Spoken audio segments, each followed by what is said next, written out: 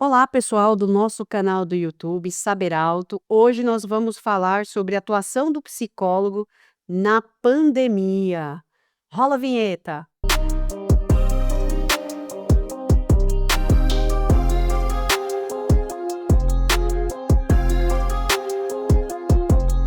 Bem-vinda, Kelly, ao nosso canal. Kelly Miranda é a psicóloga. Atuou na pandemia em um hospital geral lá de Minas Gerais, né, de uma cidade de Minas. Kelly, conta pra gente como que é a atuação da psicologia nesse momento ali da pandemia. Como foi essa experiência? Agora que nós temos aí um legado de 5 anos pós-pandemia. Obrigada pelo convite. Então, é um tema muito rico para mim, falar sobre esse momento tão singular da humanidade, né, em que a gente pôde se ressignificar enquanto profissional. Nesses 5 anos após pandemia, muita coisa se modificou. Eu lembro até hoje quando eu me pro predispus a estar trabalhando com covid, muita coisa dentro da minha formação profissional se ressignificou. Quando eu cheguei no hospital e vi uma realidade que todo o meu arcabouço teórico e prático não cabiam de de instrumentos para a gente atuar, a gente pensou que o que que a gente pode fazer diferente, né. E esses desafios de se fazer diferente, é que nos movem enquanto profissional. Eu sou uma profissional que nunca gostou do passe, então a gente sempre gosta dos desafios, tanto que quando eu tô dentro dos meus 17 anos de profissão, eu já trabalhei com saúde mental, né, no processo de desiste, que é também algo muito complexo, e depois a gente transcorreu no saúde do trabalhador também. E, tanto de unidades dentro de uma prefeitura, como dentro de um SAMU, em que o profissional tão convocado a todos os dias ter práticas diferentes de saúde. Quando eu chego dentro de hospital geral para trabalhar, a gente pensa, né, como fazer, como ter a prática profissional, como ter a prática profissional ética a partir desses instrumentos. Aí o que que a gente fez? Começou a fazer escuta tanto de trabalhadores, como de usuários, como dos familiares. A gente fazia intervenções diárias, porque dentro do contexto da pandemia, né, a gente não tinha contato físico, a gente tinha contato telefônico, todos os dias com os familiares e com os usuários no atendimento convencional de um psicólogo hospitalar. Quando a gente passa a perceber que aquele contato entre o usuário e o familiar está sendo suficiente, porque o sofrimento está muito grande, a gente pensa que a gente tem que fazer alguma coisa. E isso é uma da psicologia. A psicologia tem que estar pensando no outro de uma forma ampla, tem que estar pensando no outro de uma forma que consiga atender aquilo aquilo que ele precise naquele momento. Então o que que a gente fez? Eh, a gente começou a pensar em visitas virtuais. Mas como fazer uma coisa que dentro da prática hospitalar não era usual? A gente teve que pesquisar muito. A gente teve que olhar para outras realidades, a gente às vezes quando a gente começou a fazer isso, que, né, há 5 anos atrás, no momento de pandemia, a visita virtual não era a inclusão de novas tecnologias não era uma realidade. Então a gente teve que pesquisar, a gente teve que se ressignificar enquanto profissional e começando a construir um projeto de visitas virtuais dentro de hospital. Nesse momento, acho que foi uma virada de chave para o encontro do de quem estava internado e de quem estava fora do ambiente hospitalar, cheio de angústia, cheio de questões para saber como aquele familiar estava lá dentro, porque não tinha contato algum. Todos nós sabemos que no início da pandemia não havia contato, não havia né, os enterros, né, das pessoas que infelizmente chegaram a falecer, era muito restrito, as pessoas não tinham a oportunidade de se despedir dos seus entes queridos, então aquilo, enquanto profissional da psicologia, me incomodava profundamente. E conseguimos, né, com todo o arcabouço do hospital, eh, de a gente ressignificar isso, então a gente conseguiu dar dignidade, que a psicologia tem que estar nesse lugar, de tentar ofertar dignidade para aquela pessoa que está atendendo e para todos os das todos toda a equipe também, porque quando a gente consegue fazer esse encontro do usuário com a família, todos ganham, né. O usuário que está lá sendo atendido, a família que está sendo ofertada aquele cuidado, mas o trabalhador também em saúde ganha naquela oportunidade de ver esse encontro, a gente fica mais confortável em relação a isso também. Então a gente, né, quantos exemplos a gente teve, né, nesse transcorrer, né, de, inclusive uma coisa interessante falar, que a gente fazia visita virtual de pacientes entubados. Lógico, respeitando, né, a gente tem um código de ética profissional, então tem toda uma normativa, respeitando as políticas, né, que a gente, né, sempre está em estudo sobre elas. Então, né, a gente fez todo antes da gente realmente fazer a visita, a gente pegou todo esse arcabouço teórico que a gente tem que ter para a gente fazer esse encontro, né, pegar sempre falo, a gente não é pegar um celular e fazer uma visita não. A gente tem que ter toda uma construção teórica para a gente passar por uma ação prática respeitosa, uma ação prática que privilegia esse momento único, mas também que resguarde a dignidade, né, ética e profissional das nossas atuações. Até mesmo porque você é especialista, né, em psicologia da médica e da saúde, em políticas públicas, então você é uma especialista aí em várias, né, áreas, na psicologia organizacional, na psicologia de médica e de saúde, na psicologia de saúde mental, então você já tem um olhar mais focado dentro desse contexto, né, que não é apenas, como você disse, né, promover ali uma visita. E como que foi essa experiência depois que isso tudo ficou fechado dentro das epistemes, tudo tal, e trazer isso para a prática.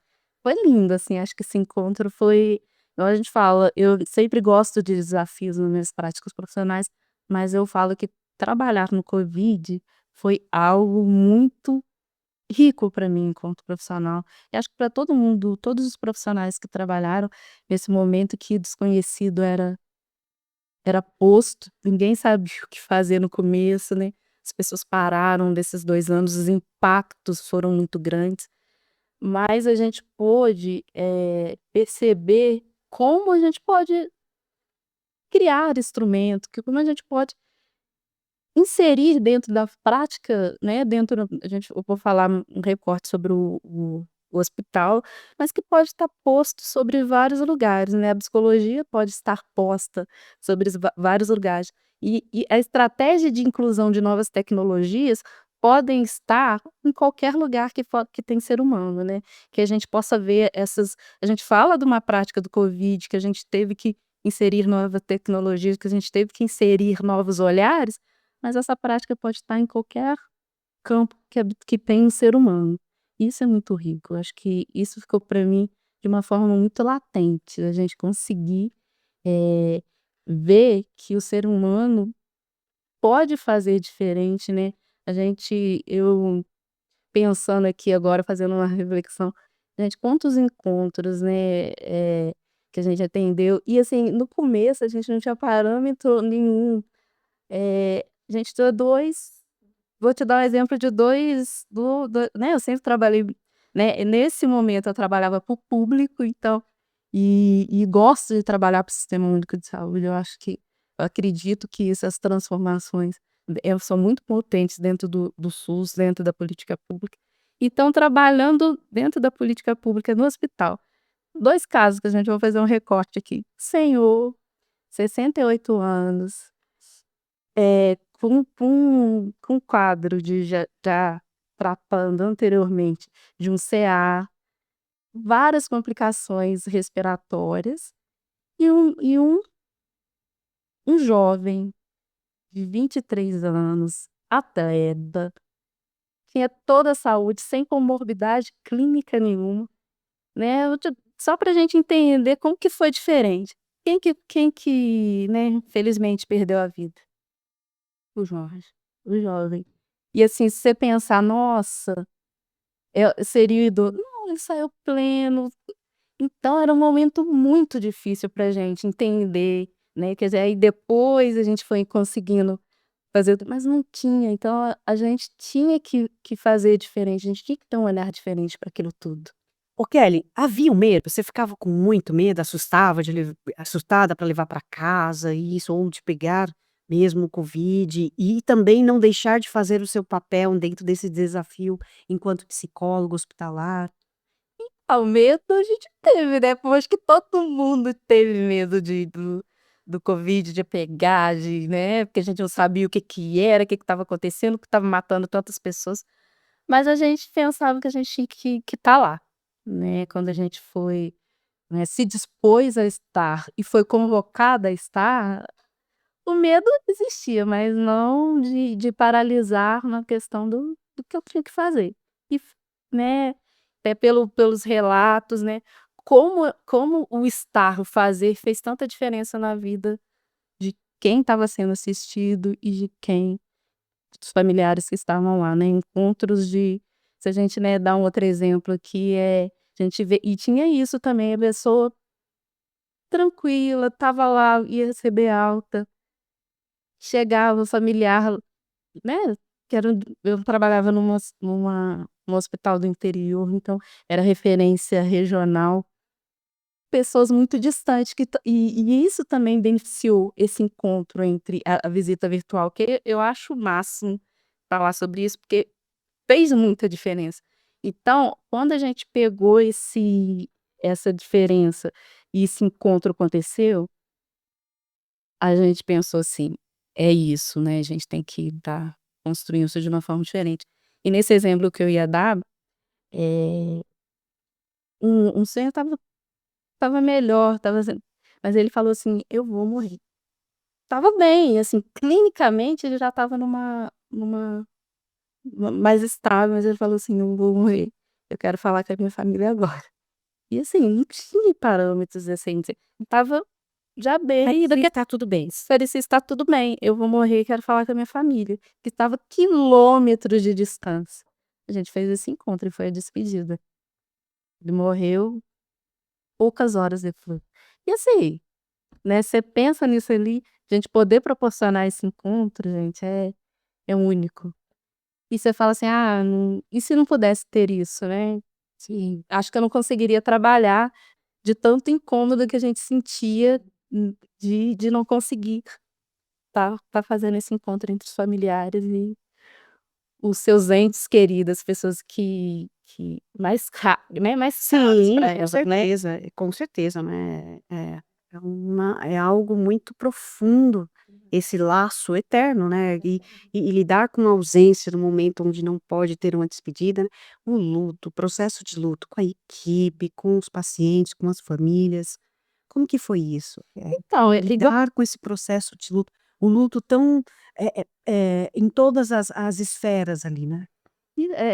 vou pegar esse exemplo, então, um senhor muito queridos por todos, né, a gente já estava preparando ele pra morre. Se a equipe nós somos seres humanos, né, todos enfermeiros, os médicos, o pessoal da limpeza, todo mundo tá lá, ó, junto. Então, a nossa equipe toda como lidar com isso, né, que tem o luto de quem tá perdendo o seu ente querido, mas tem o luto dos profissionais também, que Tem, estão exatamente, que estão num investimento para devolver aquele ente querido para casa. E quando a gente, né, algumas pessoas, quando a gente não consegue fazer isso, também não é um lugar fácil mas que tem que ser trabalhado, né. Esse luto quando a gente fala dos familiares, né, os instrumentos que a gente pode utilizar, um desses, né, de de acompanhar, né, do luto, é de disponibilizar esse encontro que a gente pode, ofertar mesmo, né. Alguns familiares, no começo, quando a gente não tinha esse recurso, falavam assim: "Nossa", quando ia reconhecer o corpo, falava: "Esse aqui não é o meu o meu familiar", de tão porque assim, você fica enturbado, você perde massa, você fica transformado. Então, quando a gente consegue fazer as pessoas iam acompanhando. Infelizmente, as pessoas que se foram, né, que faleceram por isso, mas pelo menos a gente conseguia acompanhar e os familiares conseguiam simbolizar um pouco mais esse luto, porque não é fácil você não ter os ritos de passagem do luto, né. Então e esses impactos de ritos tem até hoje, né, se a gente pensar como a sociedade hoje em dia ainda tem reflexos 5 anos depois, ainda tem reflexos de todo em que vivemos, nós todos e vamos ter anos à frente também. Impactou em todo o modelo social, né, e das relações, e também daquelas pessoas que não conseguiram, se despedir e esse luto, como assim, deixou de existir, essa ausência dessa pessoa na vida, familiar e não teve aquele alcance de nem no virtual e nem no presencial. A sorte que esses que tiveram, né, nesse virtual, conseguiram ali ainda ter um contato, embora todo o pesar que envolve o contexto, né, toda a dor, todo o sofrimento, todo o luto que envolve o contexto. Enquanto psicóloga, pensando aí no cuidar desse cuidador, porque você trouxe aí esse contexto, né, dos profissionais também, né, antes de ser profissionais somos pessoas, como que fica isso, né, na tua vivência, no teu olhar, como que vocês se preparavam, se cuidavam lá, dentro desse processo tão doloroso que os pacientes estavam passando? Então, eu vou fazer um recorte da minha atuação lá, né, que a gente fazia grupos com os trabalhadores também. A gente falava sobre as perdas, a gente falava sobre as conquistas, falava de todo essa dinâmica de como estamos, né, naquele momento, a gente sentava. Acho que a psicologia nunca teve tão em voga como foi na pandemia. Então que todos os profissionais convocavam a psicologia. Eu quero um suporte em relação a isso. Eu quero" a psicologia quase teve que se am redobrar para poder atender, porque foi um momento de muito sofrimento. Mas a gente fazia grupos, a gente fazia, né, escutas, a gente tinha todo um planejamento de escutas individuais para aqueles que precisavam de escuta dos profissionais. Fora, né, igual eu falei, a gente fazia todos diariamente, a gente fazia contato com os familiares, né, tinha o boletim médico, também era por telefone, mas tinha o suporte psicológico. E com os profissionais a gente tinha um tempo de escuta individuais para aquele que a gente via que o sofrimento estava muito grande, e tinha os grupos sistemáticos para falar sobre o assunto. Então acho que a gente conseguia dar um suporte pra de atuação até para esses profissionais. Perfeito. E dentro do campo, né, de atuação ali da psicologia, nós pensamos em termos de saúde pública, as políticas públicas, todo o processo público. Você trouxe a experiência do SAMU, que você teve a experiência no SAMU. Como que foi essa questão ali do SAMU sendo chamado, uma pessoa está aqui com a questão da falta de ar e leva dentro enfim, as questões respiratórias, o covid, como foi a atuação do SAMU nesse período aí?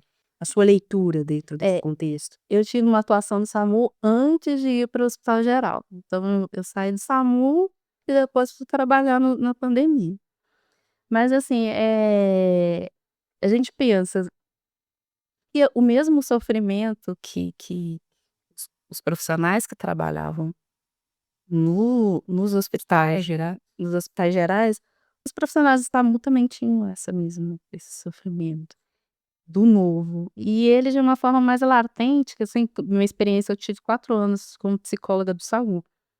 Então, fazia muito dentro do SAMU, eu era psicóloga do trabalho, então eu acompanhava as equipes, eu não saía na ambulância, eu não eu focava no cuidado do cuidador. Então a gente pensa, assim, os relatos, né, quando a gente fala os relatos dos profissionais, né, talvez da impotência, às vezes, de não conseguir salvar uma vida, de chegar lá, uma PCR, não conseguir ser revertida. E assim, porque igual a gente falou anteriormente, os profissionais tá pra quê? Pra salvar vidas. E quando não consegue, o que fazer, né? E e quais os sofrimentos que vêm com isso, né? Então é algo de cuidar mesmo, né, da impotência do ser humano frente àquela demanda que não consegue atender. Então é algo que a gente, sempre procurava cuidar. No contexto da pandemia, tive assim, né, até não foi um contato direto, mas foi um contato de interface dos profissionais que eu já conhecia, que também relatavam sobre isso. Tudo que chegava no hospital era covid? Então, né, todo mundo tem essa impressão, né, que na época do Covid ninguém morria de mais nada, né, sempre tem, mas assim, o meu hospital era um hospital referenciado para Covid, mas ele tinha outras clínicas também, né, tinha clínica médica, tinha maternidade, tinha ortopedia. As outras coisas também aconteciam, não era só Covid, todo arcabouço Covid, isolamento, tudo isso, cuidado, equipe não misturada, mas tinha outras clínicas que continuaram acontecendo. Então, nem tudo que chegava lá era Covid, mas que foi, né, eram muito noticiados. Então, se esqueceu das outras demandas, né, só se pensava no Covid, mas tinha outras demandas lá. Certo. E as questões mesmo da parada cardiorrespiratória, né, a PCR, isso sempre as que ocorreram na época eram relacionadas ao Covid ou algumas não eram, mas aconteciam? Você tem algum dados, algumas questões que foram faladas sobre isso, ou a maioria da demanda vinham sobre Covid? Então, dentro desse hospital que eu trabalhava, as demandas que eu trabalhava eu trabalhava no UTI Covid, né, então as PCRs, né, como eram era dentro do contexto do Covid. Mas não quer dizer que nas outras clínicas também isso não ocorria. Então Atuação do psicólogo na UTI Covid. acho que nenhum psicólogo que trabalhou na UTI Covid pode falar que foi o mesmo. E falar isso, então não atuou da forma que deveria atuar.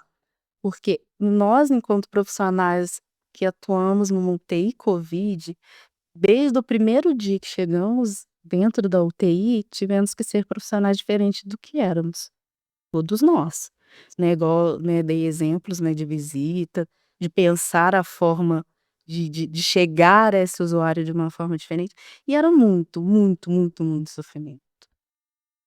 Então, como lidar com aquele momento, né, uma coisa, né, enquanto psicólogo hospitalar, você já, né, várias clínicas que demandam também muito sofrimento, não era só o Covid, mas no Covid tinha um s um coletivo, a gente pode falar de uma coisa de sociedade mundial, todo mundo lá, você olhava nos noticiários, né, teve gente que falou assim: "Eu não vou nem olhar mais no noticiário". Porque esse mundo parou. Então, quando o psicólogo pensa nisso tudo e como fazer, ele tem que se ressignificar, né. E com isso, o psicólogo teve que pensar, né, e tanto que na pandemia foi que a gente começou a atender mais, eh, online, a gente não tem, né, houve uma expansão, qual psicólogo que às vezes tinha atendimentos clínicos presenciais, todos eles teve que fazer essa conversão, porque não poderia ter contato físico. Então a gente ampliou muito nossa atuação online.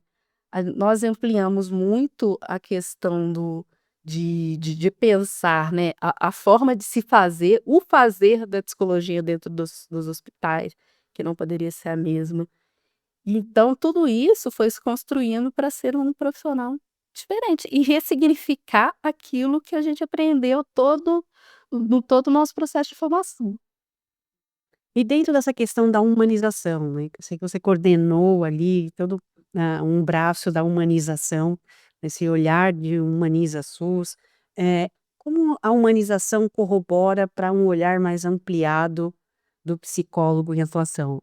Então, a humanização, assim, algo para mim muito muito sério. Eu acho que as pessoas, têm que ter mais a política de humanização dentro delas, né. O profissional da saúde, principalmente, né, não é só o profissional que atua na política pública, mas a política nacional de humanização é uma política para todos, né, seja dos hospitais privados, seja dos hospitais públicos.